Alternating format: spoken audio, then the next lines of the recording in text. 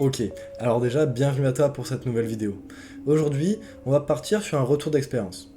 Durant ces 3 mois d'été, donc juin, juillet et août, je me suis lancé un petit défi. Je voulais augmenter mon nombre maximum de tractions. C'est pour ça que je me suis lancé dans la méthode Grease the Groove. C'est une méthode qui n'est pas très populaire en France, et donc je me suis dit que ça pourrait être pas mal de la tester. La méthode Grease the Groove, que nous pouvons traduire par huiler la mécanique, est une méthode d'entraînement utilisée pour augmenter le nombre de connexions neurologiques, gagner en force et améliorer ton aptitude à effectuer un mouvement donné.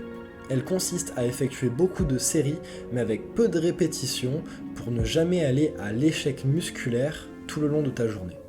L'objectif de la méthode Grease the Groove est de renforcer les connexions nerveuses entre le cerveau et les muscles requis pour effectuer un exercice. Tout comme l'apprentissage d'un instrument de musique, il est plus efficace de s'entraîner plusieurs fois par jour, mais pendant des durées plus courtes, car tu ne t'épuiseras pas et ton cerveau aura suffisamment de temps entre les séances pour développer les connexions nerveuses dont il a besoin. Il va de même pour l'apprentissage de nouveaux exercices. Lors de chaque répétition, une exécution parfaite devrait être la priorité. Meilleure est la technique, meilleur sera l'apprentissage du mouvement par ton cerveau. Sur le papier, pour travailler correctement en utilisant cette technique, tu vas devoir connaître le nombre maximum de répétitions dont tu es capable, sur un exercice choisi. Imaginons que tu puisses réaliser 10 belles tractions. Tu vas devoir diviser ce nombre par 2, ce qui nous donne 5 tractions, et réaliser ces 5 tractions un maximum de fois dans ta journée.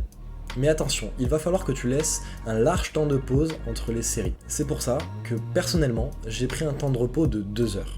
Allez, on arrête un peu avec les termes techniques et on va passer au vif du sujet.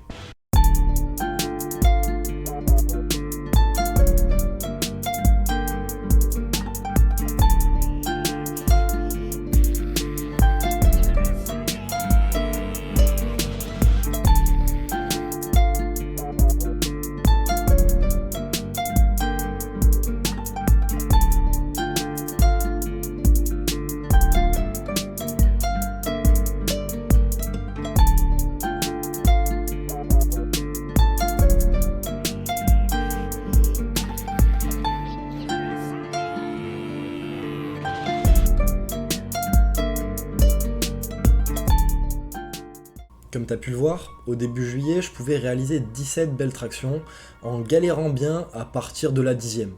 Et il faut s'avouer que 17 tractions d'affilée, c'est déjà pas mal. Par contre, j'avais un petit souci.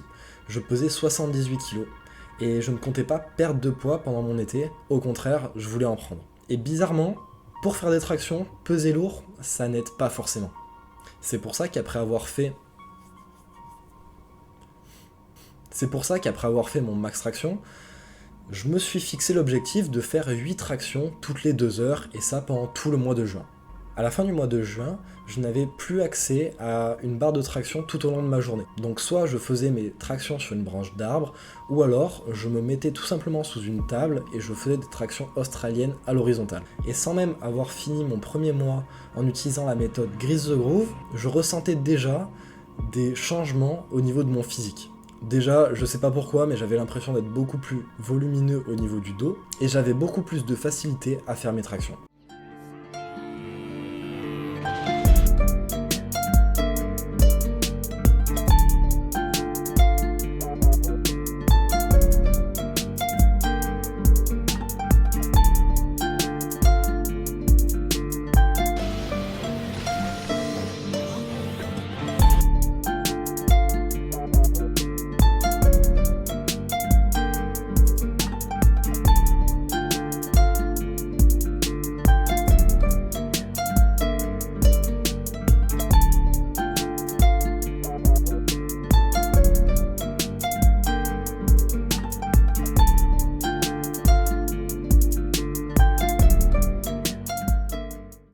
Ce qui nous amène au mois de juillet.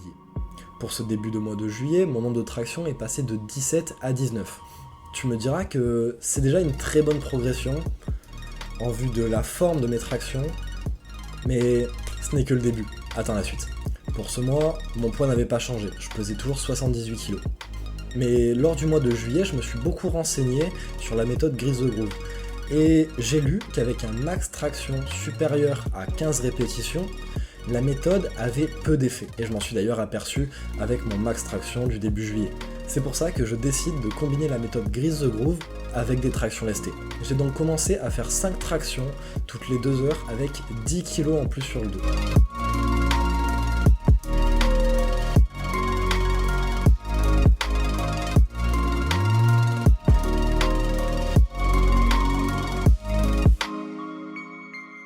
Et chaque semaine, j'ajoutais une répétition. Donc fin juillet, j'ai fini par faire 8 tractions toutes les 2 heures avec 10 kg en plus sur mon dos. Mais cet entraînement intensif a eu beaucoup de répercussions sur mes séances de sport. Parce que oui, je n'ai pas changé la méthode ni la fréquence de mes entraînements lors de cette petite expérience. J'ai donc commencé à sentir une fatigue s'installer et à vraiment subir toutes mes séances d'eau. Après, c'est pas vraiment ça qui va nous arrêter. C'est pour ça qu'on enchaîne tout de suite avec le mois d'août.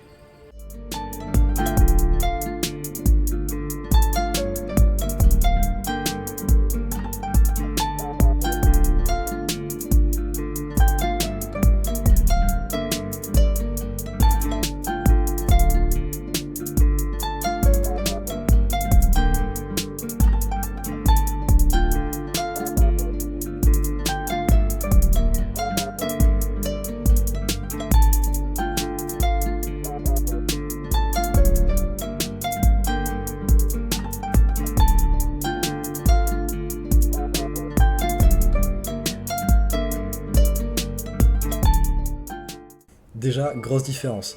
Entre le mois de juillet et le mois d'août, j'ai pris 2 kilos. Je suis passé de 78 à 80, alors ça a peut-être eu un impact sur ma progression aux tractions. Et c'est bien pour ça que le mois d'août m'a vraiment découragé. Déjà, quand j'ai vu que j'arrivais à faire seulement une traction de plus par rapport au mois dernier, c'était compliqué mentalement. En plus, je n'ai pas vraiment été très assidu durant ce mois-ci, et on dira merci aux vacances et aux collègues, mais bon, ça c'est ma faute et je m'en veux pas. Mais attention, tous les jours où j'ai pu faire mes micro-séances, je les ai pas faites à moitié. Attends de voir ce qu'il y a. Je faisais 5 ou 6 répétitions toutes les 2 heures avec 25 kg en plus. Des tractions à 105 kg en comptant mon poids de corps, ça commence à faire quand même. Mais je sentais les résultats arriver. Mes tractions s'amélioraient de jour en jour. Je ressentais vraiment beaucoup moins de difficultés à les faire. Et c'est là que le mois de septembre arrive. Et avec ça, la dernière fois que je vais tester mon maximum de traction. Mais avant de te montrer la finalité de cette méthode, je t'invite à mettre un like, à lâcher un commentaire et même à t'abonner à la chaîne. Allez, tu peux faire ça, j'en suis sûr.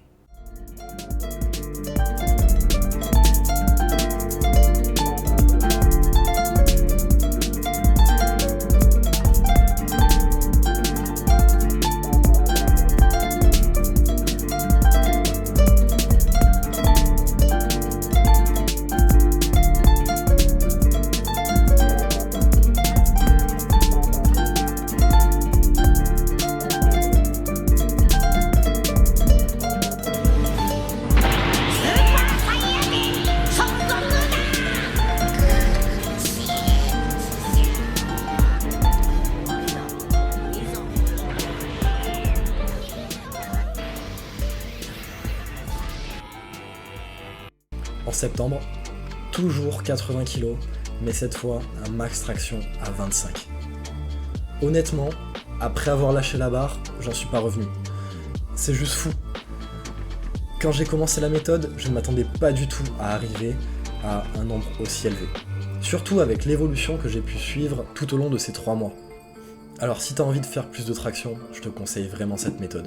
Mais attention, parce que la méthode Grease the Groove ne vise absolument pas à une prise de muscle importante, mais plutôt un développement musculaire spécifique en matière de forme, de compétences et de maîtrise d'un certain mouvement. C'est une excellente méthode si tu veux maîtriser un nouveau mouvement ou décrocher un PB, mais qui devient tout de suite plus compliqué si tu sais déjà faire le mouvement. Cette technique d'entraînement produit de meilleurs résultats lorsque tu apprends un mouvement et que ton nombre de répétitions est inférieur à 15. Une fois que tu parviens à effectuer 15 répétitions d'un exercice donné, la méthode Grease the Groove te permettra d'améliorer ta technique mais ne développera pas assez de masse musculaire pour te permettre d'augmenter ton nombre maximum de répétitions. C'est justement pour ça que tu vas pouvoir augmenter ton poids en te lestant, mais attention, il faut toujours que tu sois capable de faire au moins 5 répétitions. Et bien sûr, cette technique d'entraînement requiert énormément de détermination, mais fournit d'excellents résultats comme tu as pu le voir dans cette vidéo. Il n'y a donc aucune raison de ne pas la tester. Mets-toi au travail et parviens enfin à effectuer ces exercices particulièrement difficiles qui continuent à te tenir tête. Allez, c'est ciao.